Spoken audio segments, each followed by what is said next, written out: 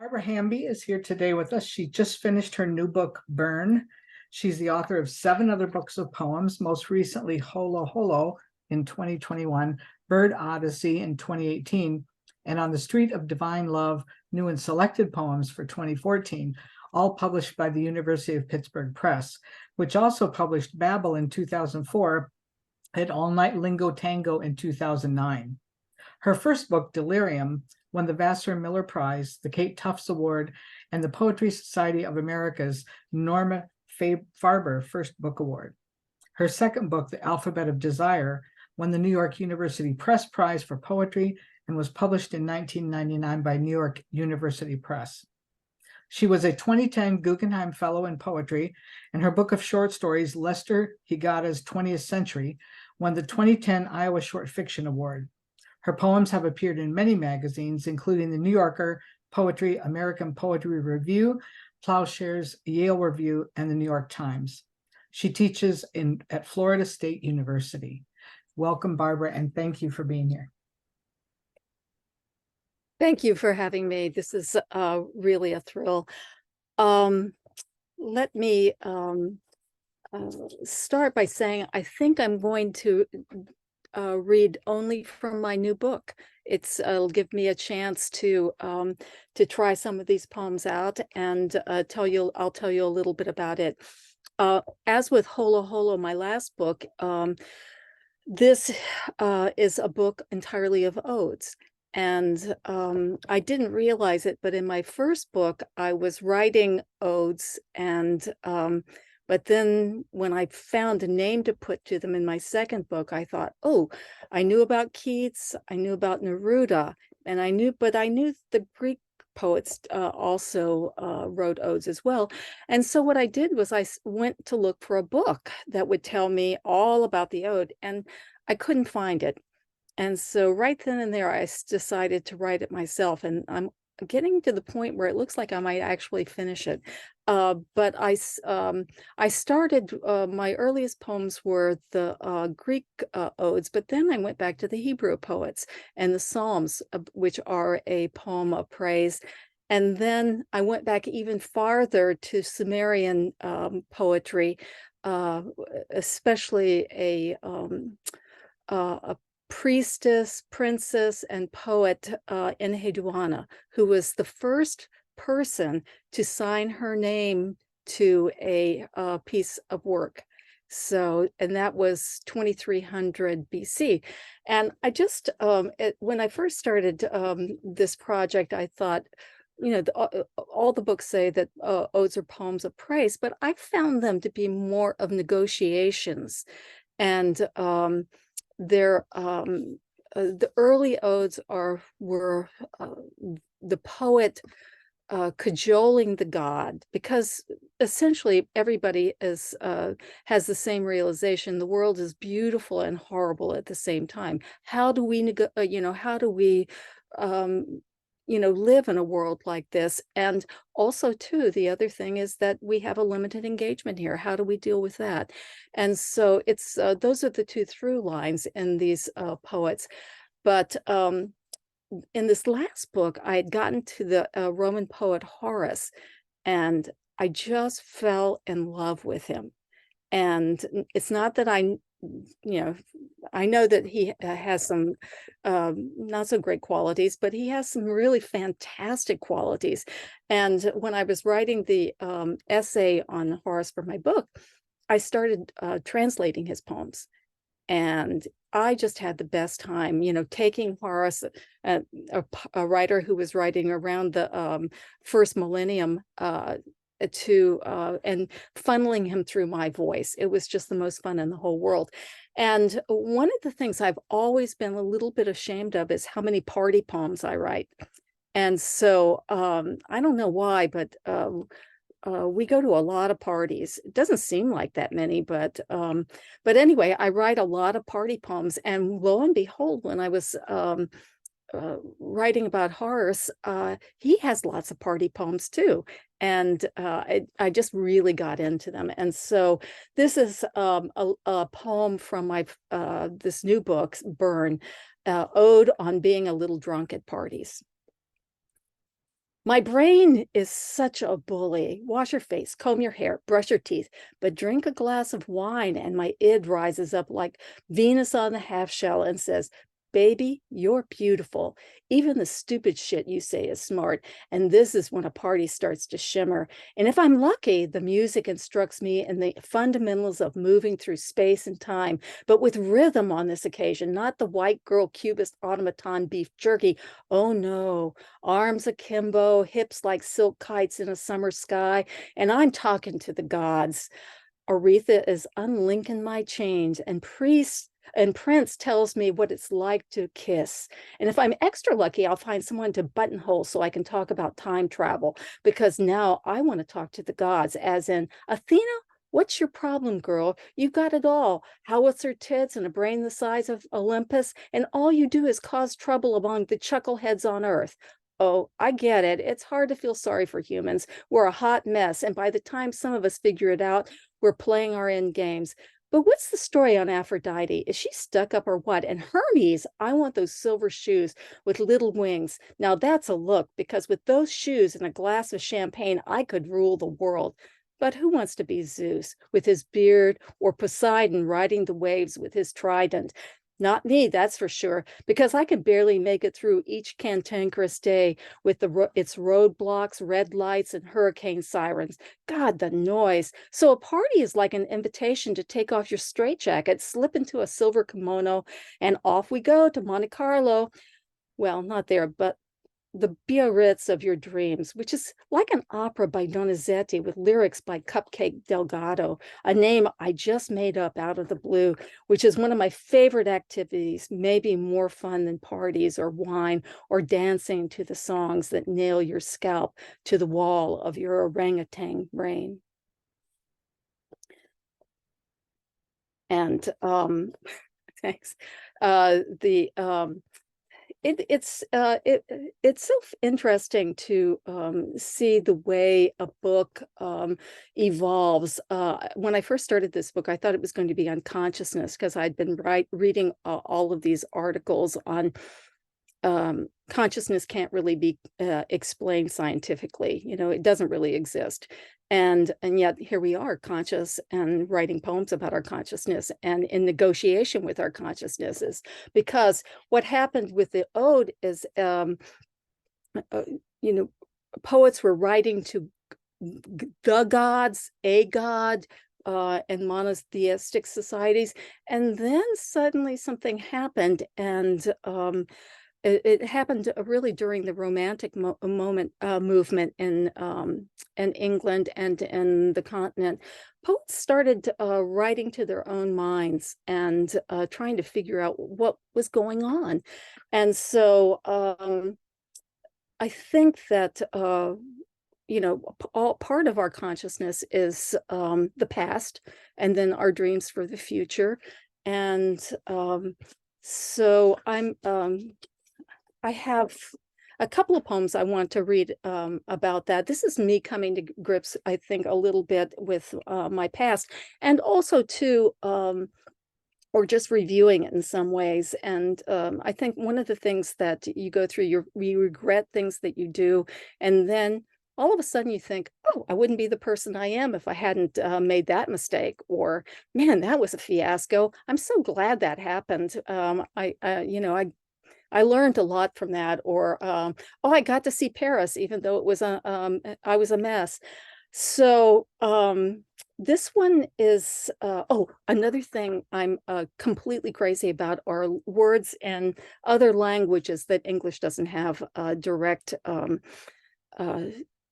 translation of. So this poem starts out with a German word that I love, Schnapsidee, which is an idea you get when you're drunk.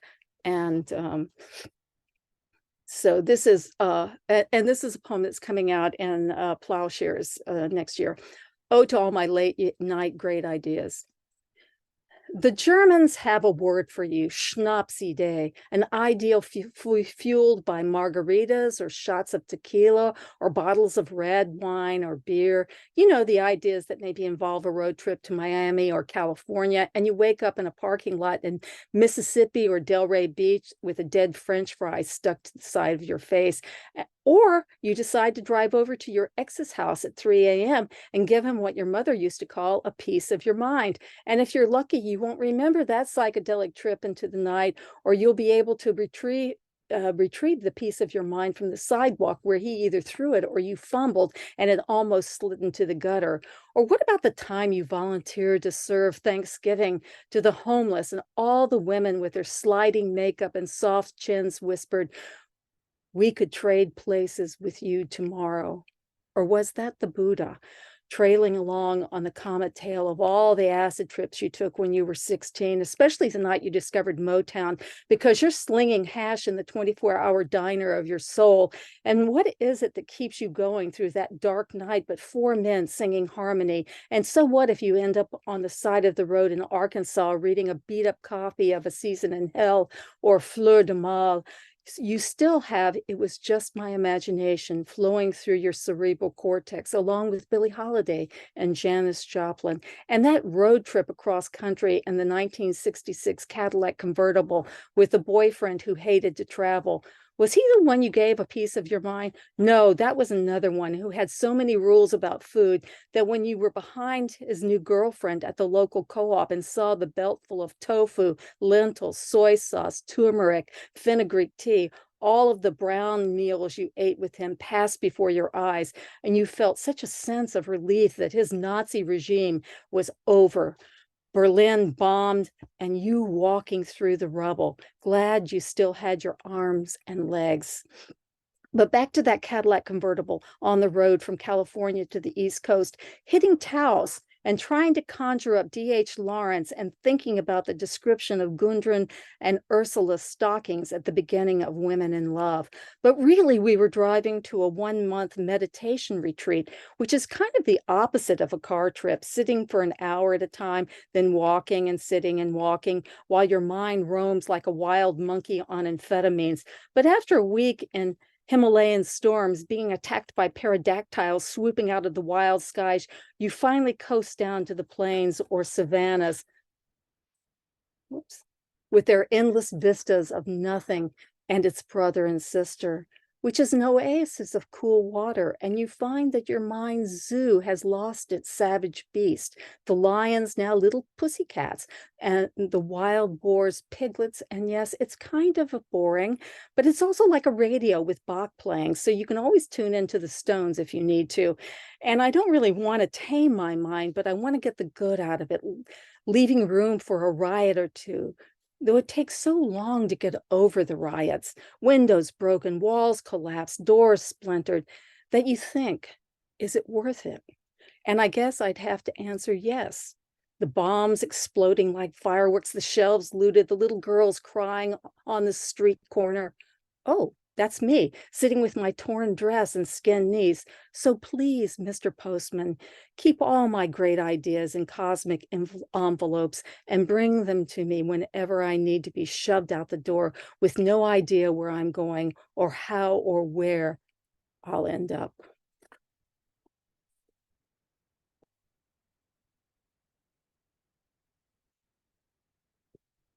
One of the things that you think about as you get older, I think, is ways in which you're lucky or unlucky. And I think that I do that a lot. And, people say that you make your own luck. I don't know if that's entirely true. I think sometimes things seem so accidental, and I was just reading about how there's no free will. There was a big article in the New York Times about, and so now I'm writing a letter to free will in my new book. So we'll see what free will has to say to me in that letter. But this is a poem that is called Ode on Luck. What was I thinking when I got into cars with boys I hardly knew and drove to houses out in the country where my screams would be muffled by the oaks and pines and the teeming carpet of mushrooms? Too stupid to know I wasn't even close to being free, though I thought I was. But all that happened was we listened to Blood on the Tracks and tried to write down the lyrics in the flittering of candles, and I was dropped off at my apartment, all too alive to the possibilities of mayhem. Where was I going when I walked down the streets in my armor of beauty and youth, lying in the sun and thinking of Anais Nin in Paris, Rimbaud in Abyssinia, Kafka in Prague? How did I translate my dreams into Italian? Not by planning, that's for sure, because I had no plans, unless you could call reading a plan, or daydreaming a plan, or making soup a plan. So if I could ask Lady Luck what was the secret of wooing her, she might say not giving a fig was a big part of it. Also, being happy with a stack of books and infinite cups of tea, or watching all those bummer foreign films like The Marriage of Maria Brown and Last Year at Marienbad, throwing the tarot 100 million times to see what was going to happen in the future when it was going to happen anyway. Or visiting psychics who were canny in the extreme, figuring out pretty quickly that when they told me I was going to have 2, 3, 6 children, the look on my face told them that this was not my dream come true. Though there was the one in Houston who told me that in a few days I was going to have someone scream at me, but not to get involved because I had nothing to do with what was going on. And a few days later, that's what happened. One of my best students started screaming at me, but it was because her mother was trying to take her daughter from her. And I was a great stand-in, maybe looked like her mother. So that was a piece of luck, me being tipped off by the psychic and Deborah having someone to yell at, i.e. me, her poetry mom, who in no way wanted her daughter. And I'd had my share of mommies saying snarky things to me on the same subject because they had no idea how much work children are, even though they are adorable. But being the oldest in a big family, I knew so that too was a piece of luck. Though when I was changing my little brother's diaper, it didn't really look like it. But that's the thing about Lady Luck. She can show up dressed in rags, smoking a corncob pipe, and reappear 20 years later looking like Glinda in The Wizard of Oz, it being a matter of interpreting your own life to yourself, which is what I'm doing every day, translating my own language into an English that drives a spear into my heart. And I'll tell you who's lucky. Everybody and nobody in the same milkshake. You put in a scoop of chocolate, a scoop of raspberry dishwater sorbet, a squirt of kerosene, and lo and behold, there's a cherry. And what can you do but put it on top?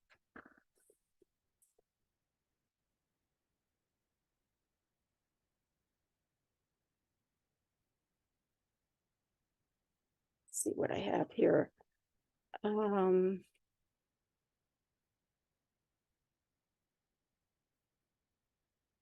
This is a poem that was really inspired by a former student who was bartending at a local bar and told me this story, and it just started cascading. And this is a poem that I wrote during the pandemic. It's called Box Ode.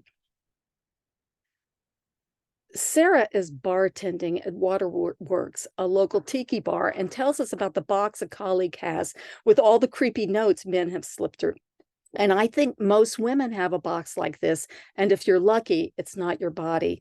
And I think of what my own box might contain. Certainly the letter from the law professor's wife, the one she wrote when he asked me out. And I said, "You're married." And he said, "We have an open marriage." And I thought, sure you do. And so I said I'd have lunch with him if his wife wrote me and said it was okay. And I thought that would be the end of it. But he brought the note to the restaurant where I worked, and I went out with him. But it was so boring that even he knew it was a stupid idea. How much she must have wanted to get rid of him. And years later, I met her again at a dinner party with a new husband, and she didn't remember me, but I placed her around 3 in the morning. My box would have all the poems and drawings that men had tried to ply me with, though most of them were pretty romantic. But what is romance but a trick on yourself, though a beautiful one, and a lot of work to keep going, and worth it when you're in deep in the tunnels of your body, which lead to your heart box with all its swelling crescendos and arias of accordion classics, and your brain box full of Hamlet and refrigerator warranties, and your cunt box with its bongo drums and traffic sirens. And I love to think of Whitman's box of notes for Song of Myself, all the little pieces floating like birds over the open sea of America before they were anything near a typeset page, or Pandora's box, which only became hers when she opened it to let loose the flies of smallpox on an unsuspecting world, the locusts of polio, the invisible bubonic future that has just knocked on our door, everyone's body a box of cells wanting to break free of its suit of skin.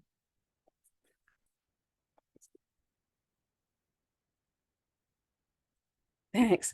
I think I'm going to end with this poem, Ode to My Half Sister. I have an absolutely wonderful sister who's just the best friend in the world. She lives right down the street. We're 4 years apart, and so we weren't that close growing up. Although there was nothing, nothing untoward happened between us. We were just like ships passing in the night. But when her marriage broke up, she moved to Tallahassee to visit me, and she met her husband, who she's been married to for a long time. In fact, her son just got married, which was really a lot of fun. But she's really, she's very enthusiastic, and she said, you got to do 23andMe. And I said, I did it. And she said, let me see yours. And so I gave it to her. And then a couple of weeks later, she came over to my house, and she was so excited. And that's where this poem starts. Ode on My Half Sister. I'm in my front yard admiring the 100 ruffled red and white parrot tulips I planted in December when my sister pulls her car under the 2 magnolias near the road and runs up and says she has just talked to a woman who we thought was a first cousin. But guess what? The DNA says she's our half sister. And after a little mental scrambling, we figured that our father, years before he met our mother, had sex with his older brother's wife, who I remember from photos as looking a lot like our mother. And there he was, 18, handsome as Tarzan, with his swimmer's body, ready to ship off to war in the Pacific. And she, a minister's wife without children, her husband off tending to his first church, and she sitting in the backyard with our father, who could always pull women with his sad story, wide shoulders and slim hips. But this is the first time, and she feels her eyes brimming with the voice of the boy abandoned by his mother when his father died, and her own husband was 15, almost a man, but this boy was 5, and he'll be dead soon in the war. So they go back to the bed he's been sleeping in, and afterwards they swear they'll tell no one, and they don't. And in the next year, she has a daughter, but he isn't killed in the war and returns and marries another woman. And there they are in a photograph, 3 brothers and their wives, a sister and the oldest brother's little girl, a beanpole, 8 years old. And no one knows, not the mother or my father or my mother, but now we know everything. But maybe we don't, because there's so many stories within every story. Like the archway in Istanbul that was being repaired, and the workman found a piece of parchment sealed inside an earthenware flask. And when it was opened and translated from the ancient script, it was found to be instructions from the great architect Sinan, who 400 years before had estimated when the arch would crumble, and so wrote to the architects of the future and described how he had balanced the stones and cut them, and even the location of the quarry. And this letter is like finding a note from Shakespeare describing how they had these redheaded twins in their troupe, one an idiot and the other who could melt butter with his voice. And only in that moment would Viola and Sebastian be believable on stage.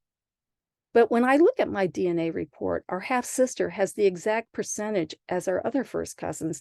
So she isn't my half sister at all. But my real sister doesn't want to believe me because it isn't as good a story. But for a moment, it was true. And the mysteries that hide in the closed archways of our bodies were broken open and revealed a love story in what seemed to be an ordinary photograph of three brothers, a sister, and a sister who had put together their lives after a war that had torn the world apart and put other families in mass graves that are still being discovered in the flask of the earth from which we, like fools, expect spring to erupt even after the coming plague. Thanks so much. Thank you, Barbara. That was wonderful. What a tour de force. Just really great. Thank you.